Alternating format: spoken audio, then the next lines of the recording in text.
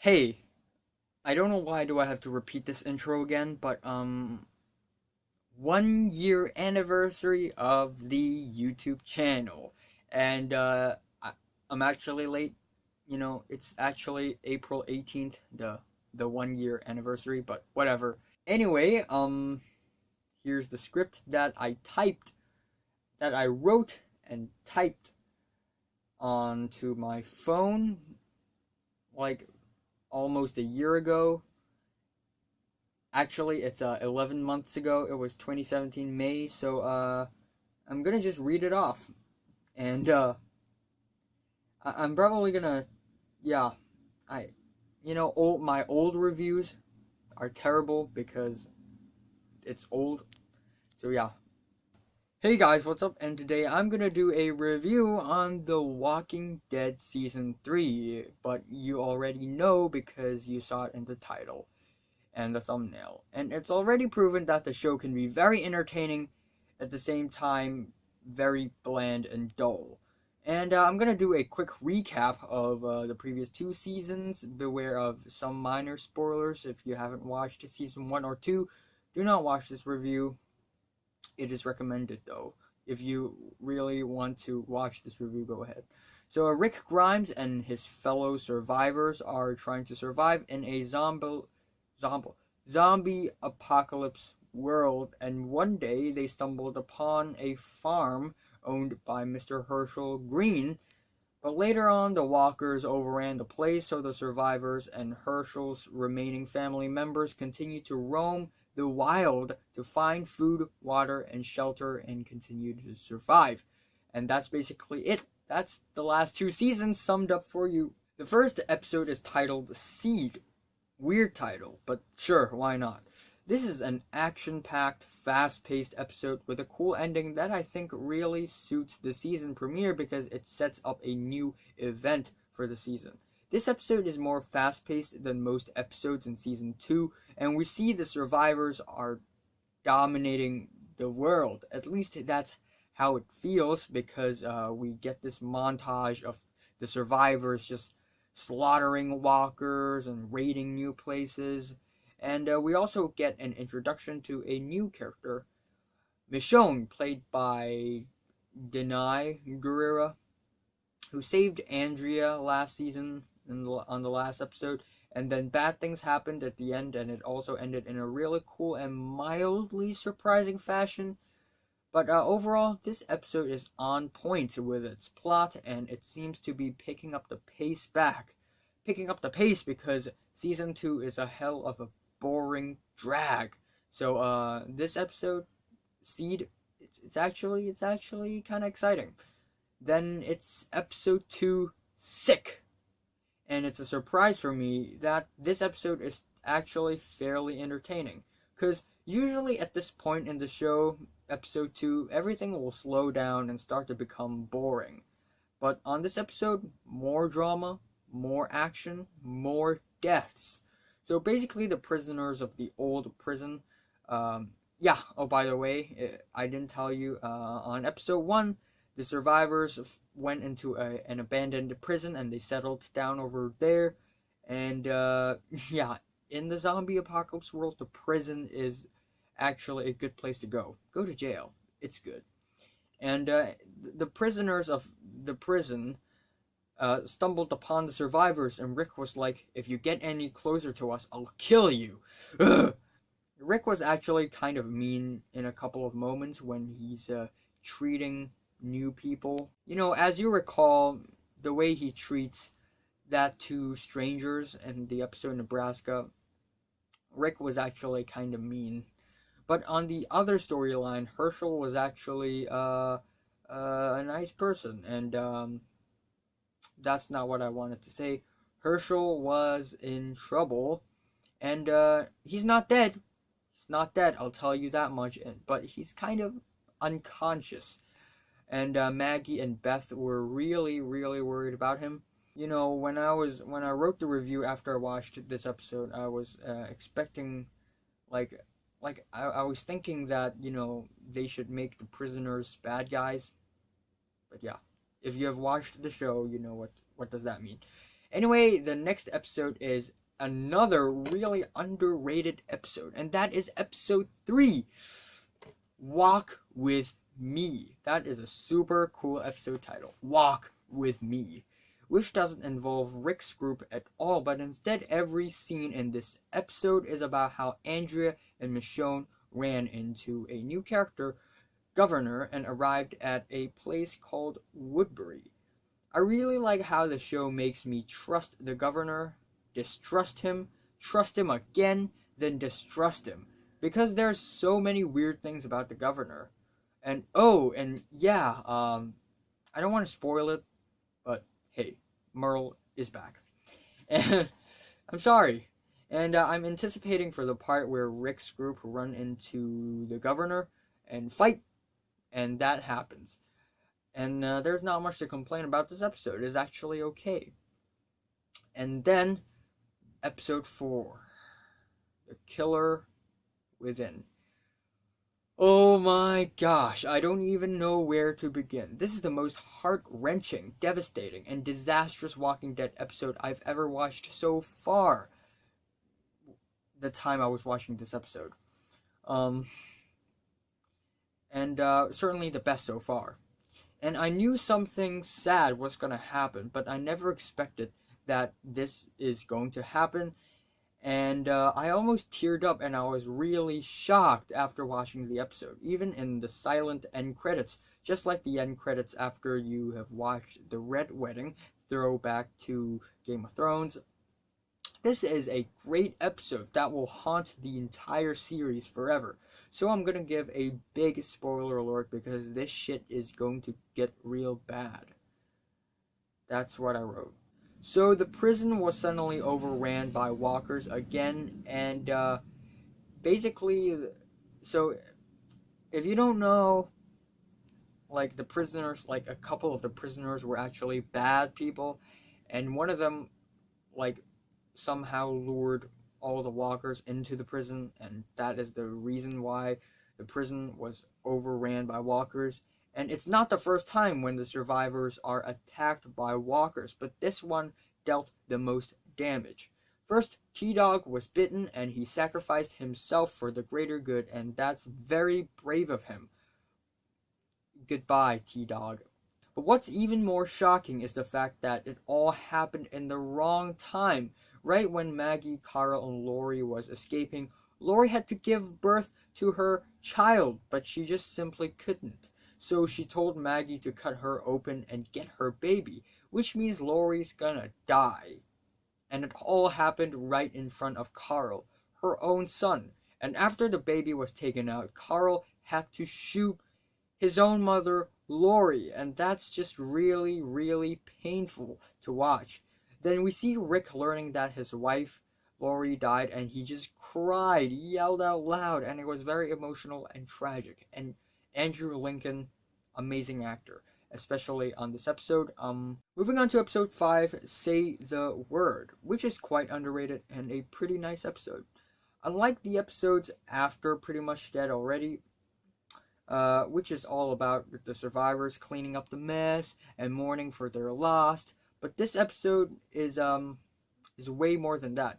You know, episode 4, it's a tragedy episode, and Pretty Much Dead Already is also a tragedy episode. But you know, usually the episode after the tragedy episode are super boring. But Say the Word is actually okay, and first, after what happened last episode, Rick became a super angry walker killing psycho who only spoke one word in the entire duration of the episode. And then there's the Woodbury storyline where Michonne suspected the governor of doing weird things. So Michonne wanted to leave, but Andrea wanted to stay, and tension started to build. Then it's episode 6, Hounded. Very clearly, Rick was still trying to recover on what's happened on episode 4, and the problem with Merle intensified while Michonne was roaming in the wild after leaving Woodbury.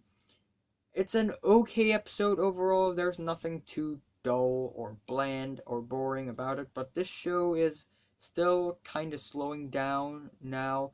I like what they did with Rick this episode. The phone call, but you know, when I learned about the truth about the phone call, I thought that the phone call shouldn't be last episode's cliffhanger. Now it feels kind of anticlimactic. Last episode, on episode 5, say the word, like there's this phone call at the end, and wow, who's calling? And then turns out this phone call. Then the story progresses on to episode 7 when the dead came knocking, which is where things get tense. Glenn and Maggie. Should I spoil it? Okay, so I'm not gonna spoil it.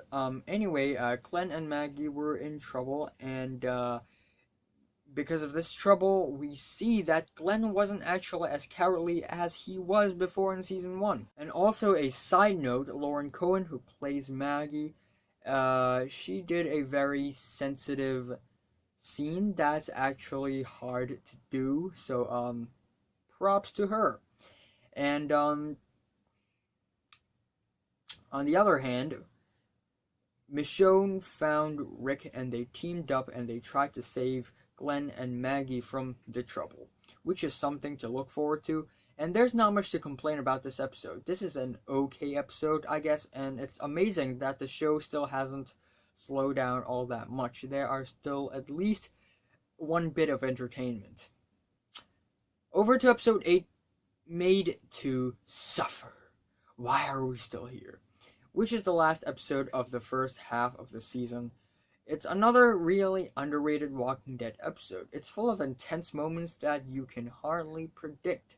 This is the best episode since Killer Within, to be honest. New characters are introduced to the show too, which is something to look forward to. And yeah, again, super tense, super fun. Not super fun, but really tense, really entertaining. And I'm giving a spoiler alert.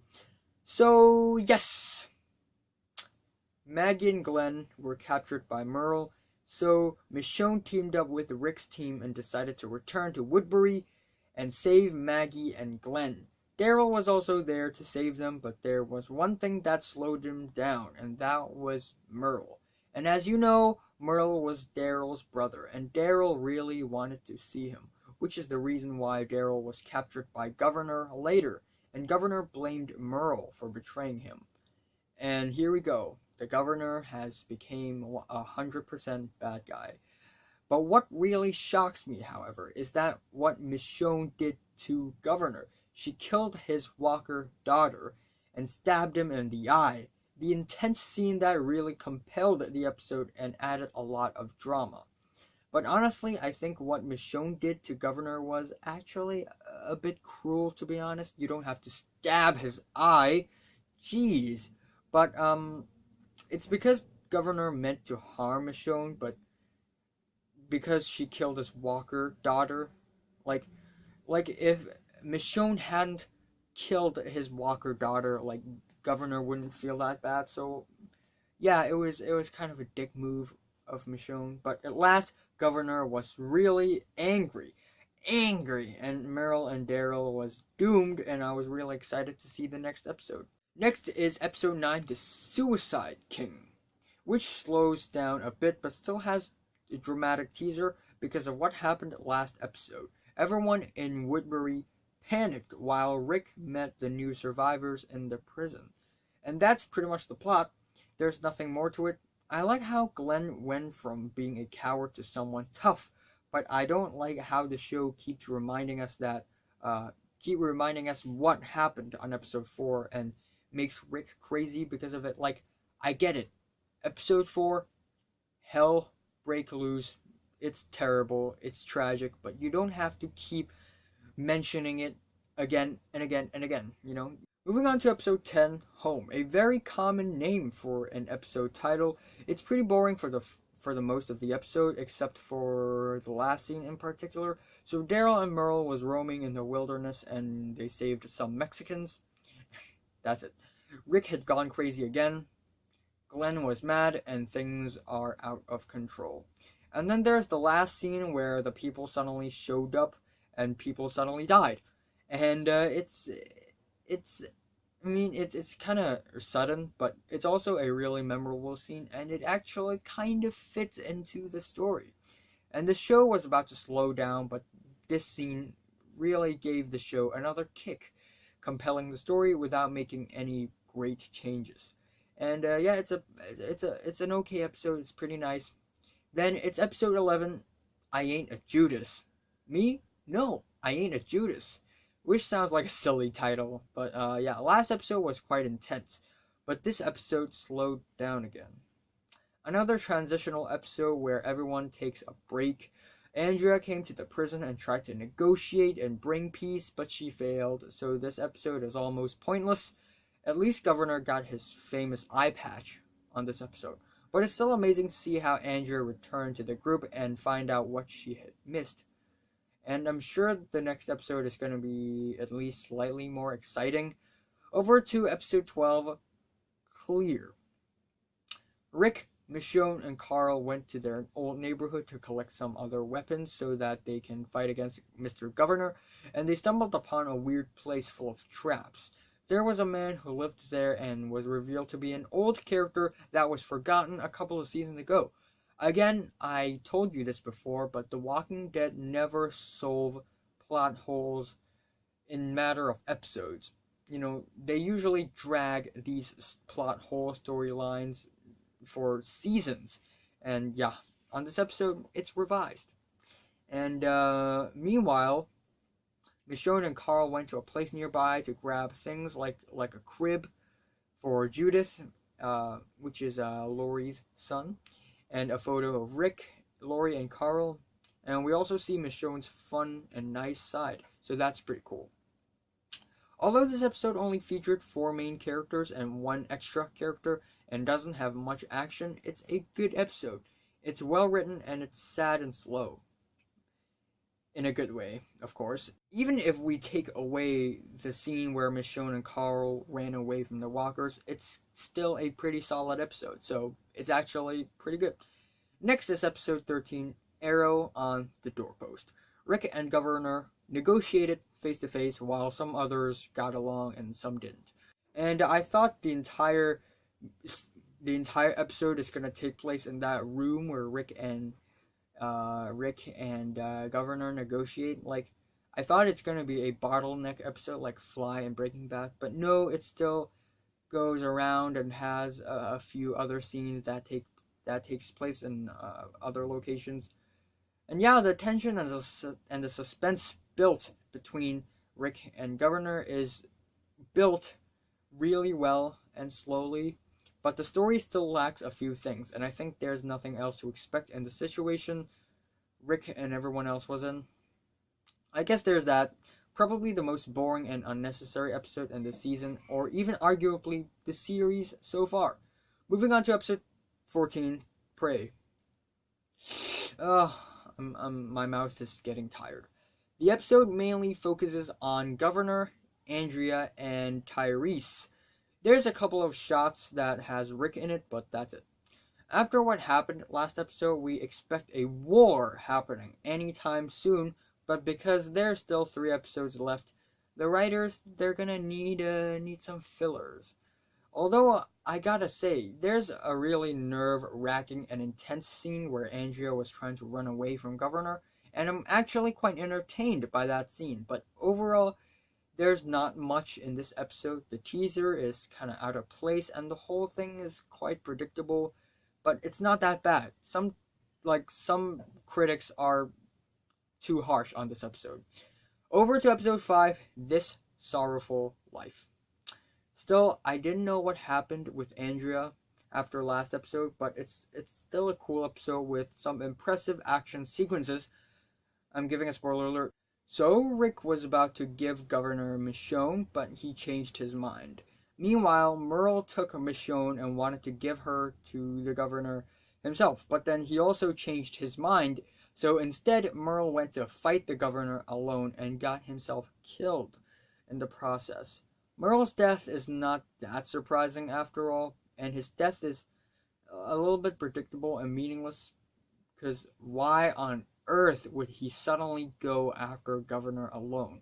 And how in the world does, like story wise, like if you're being logical, like why? Like the writers want to make Merle a good character, and the only thing that the writers did is, you know, make a fight scene between him and the governor, and that's it.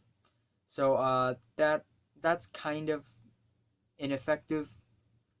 And yeah, Merle's death, it's why? And I really wish that his death scene is written in a more dramatic way. And yeah, this episode as a whole, it's quite an underwhelming episode. Then the finale is the controversial episode 16, Welcome to the Tombs. And I have a lot to talk about. A lot of people hate this season finale because it's a lackluster episode and nothing that important happened. But in my opinion, this episode is simple and straightforward and doesn't complicate things, and it doesn't turn storylines into trash. The ending of the episode is actually really sad and powerful, and I actually enjoyed it, even though it's quite sorrowful and depressing. But still, it's a little bit anticlimactic, and it lets a lot of viewers down because it lacks drama that determines everything ultimately. But still, I don't hate this episode as much as others do, although it's but still okay. It's actually okay. I'm giving a spoiler alert. The saddest thing in this episode is that Milton and Andrea died. Two good characters, especially Milton. And I rooted for Andrea because she's a good person, but she died in such an unfortunate way. Like, she doesn't even, it wasn't like a huge dramatic death. It was just an accidental death. Their deaths also lead to a moving and strong ending that I will remember. It's quite underrated. But then again, Rick and Governor didn't have an epic standoff at the end. Governor and his team rushed into the prison and got intimidated, then ran away again, which is quite anticlimactic, to be honest. And the scene where Governor just killed all his teammates, it's shocking, but it doesn't make much sense. So that's why my opinion over this episode is uneven and mixed, because we have some powerful scenes that are good, but we also have some stupidly unimportant scenes that are badly written. And again, I can see that the writers wanted to make Governor a psychotic, a really unpredictable, dangerous, threatening person, but it doesn't work. It needs a slow and smart and convincing build-up if you want a character to show a certain trait. Anyway, at last, this season of The Walking Dead is definitely not as good as season 1, but I can't tell if it's better or worse than season 2. Both seasons have great moments, but is also boring most of the times, although I slightly prefer this season over the last one. New characters like Michonne, Governor, and Milton were introduced, and a couple of old characters from season 1 returned, which is a nice surprise. In the last 2 seasons, the problems Rick and his group were facing were still related to the walkers, but on this season, it's mostly about Governor, and the problem wasn't even solved yet, so I have that to look forward to. Actually, I already watched season 4, so yeah, no questions asked. Governor was a nice guy until halfway through the season. Things happened and he turned evil. While Governor is a really good character, in my opinion, I still can't help but to think that the writers, they are kind of divided and not united enough to cohesively write a character effectively, if you understand what I mean. The acting performance was still okay. Andrew Lincoln is the one who stands out because of his emotional performances, although there are a lot of intense action sequences and powerful deaths, but it still feels a little bit dull and bland in the full picture. And the bigger problem is, it's almost following a pattern of good episode, then bad episode, then good again, then bad again. The pace keeps changing, speeding up and slowing down, and speeding up and slowing down again, which makes the story really hard to digest, and it makes the whole season in general very inconsistent. But I got to say, the story is way more interesting than the last season. It's more brutal, more realistic, and more human. Realistic parts, not all of the scenes. Some scenes didn't make sense. But yeah, overall, the worst episode is episode 11, I Ain't Judas, and the best is episode 4, Killer Within. The Walking Dead season 3 is a nice try, although it failed a couple of times, but it's still kind of a nice try. I'm giving it a 7 to an 8 out of 10, being generous here. So, have you watched The Walking Dead season 3 from 1 to 10? How much would you rate it? Like if you like it, hate if you hate it, and subscribe if you want more.